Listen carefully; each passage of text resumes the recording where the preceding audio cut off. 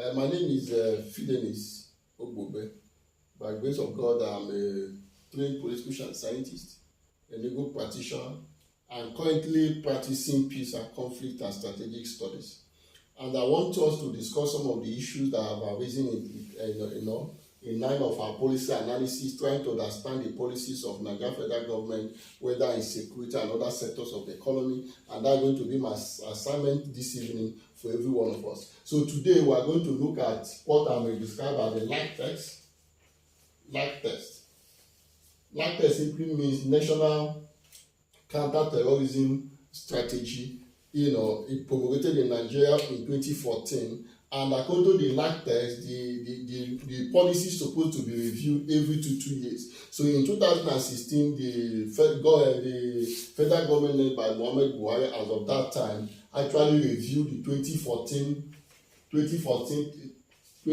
strategy, revised and reviewed it in 2016. So what we have currently is the LAC test 2016, and that's what we are going to be reviewed. Actually, they improved from the context and the scope of 2014 to 2016. And since 2016 to date, that LAC test strategy has not actually been reviewed. So we are going to be revisiting the content and the scope of 2016 National Counterterrorism and Strategy of the Nigeria federal government. Number one, you know that Nigeria is a country that has been bedeviled with the issue of terrorism. Terrorism have actually caused a lot of damage, havoc, both in the image of Nigeria in terms of economic development and insecurity in Nigeria by causing threats of a high proportion. And the terrorism we are discussing today has been somehow been part of the northeastern part of Nigeria, and the policy is supposed to develop to ensure that Nigeria security agencies and other companies, especially the MDAs, that is Ministry Department agencies of government that are involved in security analysis and in security of the nation, and created role for them to participate to ensure that we will have a good a secure nation, both the life and property of individual in that context. But the persons and individuals, organizations saddle with the responsibility of ensuring the security and life and property of the people in security agencies. And it happened that since 2016, when this policy have been promulgated, the members of Nigeria security agency have not actually developed capacity, or some of them are not even aware of the existence of the policy. And whenever you are pursuing a cause and you are not in tandem or have a good understanding of the policy context of your actions or your strategies, you cannot actually get the desired result. So based on this foundation this evening, I will be analyzing the content of this 2016 LAC test promulgated by Nigeria government in 2016. Number one, there is what the acronym I know that number one of the strategy or the 2016 LAC test has 5 components or 5 streams. Number one is forestall. Forestall. Then number 2, you have that you should secure. Secure. Number 3 is identify. I'll be looking at these items in details in a very short time. Then number 4 is prepare. Then number 5 is implement. Implement the strategy. So I'll be taking a look at forestall. By grace of God, I believe I will be able to exhaust the content of forestall. Then we'll proceed to the next level. So what is the intent and the purpose of the forestall strategy in our LAC test strategy of 2016, National Counterterrorism Strategy of 2016? Forestall simply means that the federal government or the agencies of government responsible in counterterrorism operation suppose and has to a very large extent, forestall the capacity and ability of the terrorist organization in terms of recruiting, radicalizing, and turning members of the society into terrorist and extremist group. So to forestall simply means to stop. So quote unquote that Nigeria government is supposed to do, and the complement of the agents of the government, such as the federal government, the state and local government, is supposed to do to ensure that they will forestall the recruitment and radicalization of the people. And especially, you know that you go to northeastern part of Nigeria, that this terrorist organization or group, they are also having support from the locals. So what we are looking at in the issue of store is what can Nigeria government do, or what strategy we adopt to ensure that we forestall, we stop the capacity of this terrorist group from radicalizing our people into terrorist group. So in this instance, we have about 5 components under the forestall strategy, what we're supposed to do. Number 2 is that for us to try as much as we can to change the narrative. Because there is a narrative on the part of the terrorist organization in which they used to preach to the people, convince them and radicalize them to support their cause. So there is a need for Nigeria to work with, especially the Ministry of Information, to change the narrative.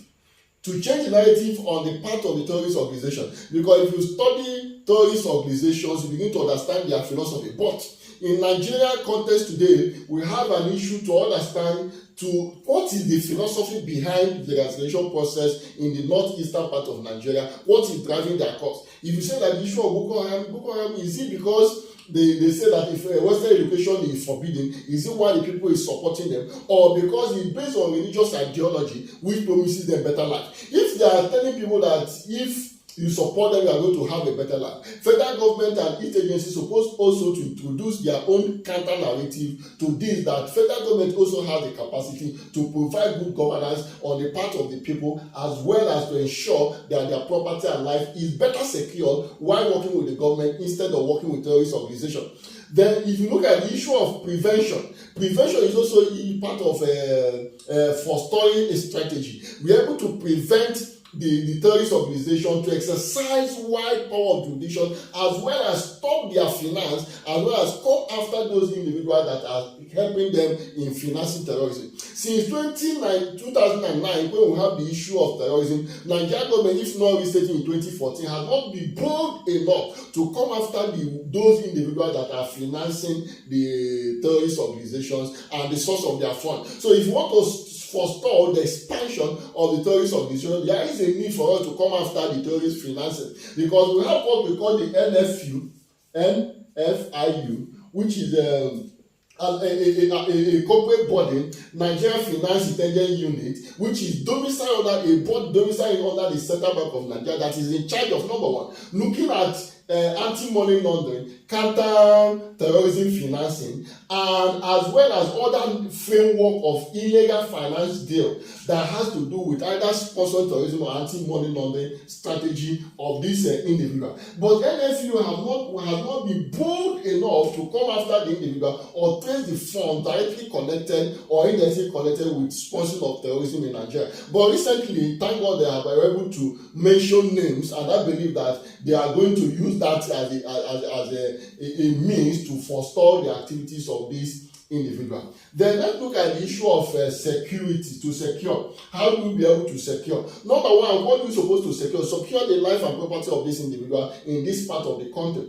Then while doing that, also try to develop the capacity of the security agencies that are involved in counter-terrorism operation to ensure that they will be able to match either force by force or what I may term as Homeland Security Component. Homeland Security Component simply means that it's not only issue of military that is necessary to ensure that we change the narrative or change the game in counter-terrorism operation. There is a need for us to look at the political context of the terrorism, the social context of the terrorism, the economic context, the environmental component of that terrorism. For example, we have many unemployed youths today in Nigeria. Poverty is striking, lack of education. It makes them to be very, very easy to be recruited by the terrorist organization. So Nigeria is supposed to have a high level of investment to increase the literacy level in those areas, increase their political condition, and guarantee them a better life. Because when an individual is said to be secure, when he believes that his potential and aspiration can actually be realized, but when there is a trust deficit on the part of the government vis-a-vis in their relationship with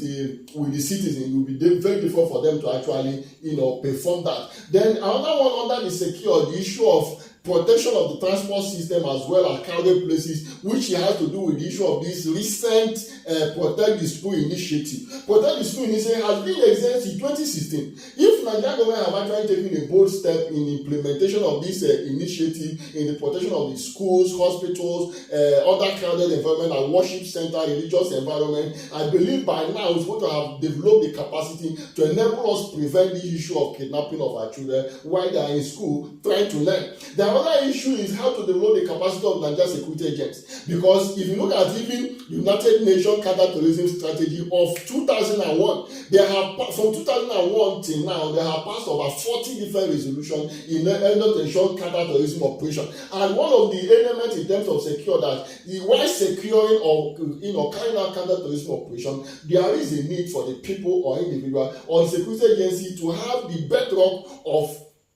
their counterterrorism operation anchored on the issue of the human rights and rule of law. Because Nigerian security agencies, especially in the media, have been accused, especially by the Transparency International, that the government or the security agencies are not respecting the human rights. There is issue of extrajudicial killing while trying to carry out this operation. So thank you very much. I believe that while we come back next time, we'll be looking at the other item issue of identifying the area of threat and see what they can do. Prepare people to be able to withstand the crisis they will come after the counter-terrorist attack, then implementation generally, which has to do with how to integrate these processes to ensure that we have a safe and a better Nigeria. Thank you very much and God bless you.